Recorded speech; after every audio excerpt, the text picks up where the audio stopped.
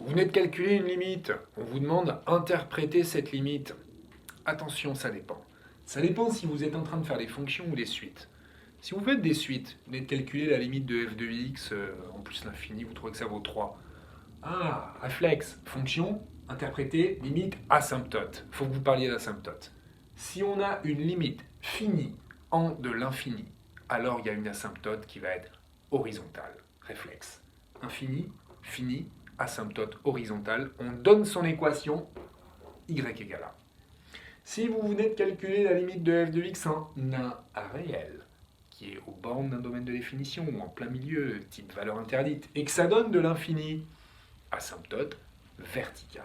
Verticale d'équation x égale a. Voilà pour les interprétations de limites quand on vient de vous les faire calculer. Mais maintenant, si vous êtes les suites, vous venez de calculer la limite de un, ça vaut 0,6, ou la limite de un, ça vaut plus l'infini. Bon, on ne va pas parler d'asymptote ici, il n'y a pas de courbe, il y a un nuage de points, donc c'est pas du tout ça.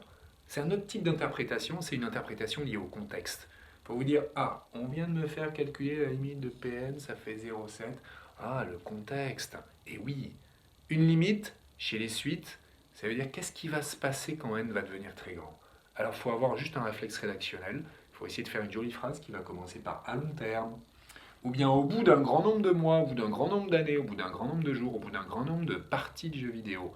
Alors la probabilité que je fasse quoi que ce soit, ou alors le nombre d'abonnés va tendre vers, va se stabiliser vers, voilà, ce type d'interprétation. Donc à même question, qui a la même tête, de façon très différente de répondre, selon où vous êtes, chez les fonctions ou chez les suites.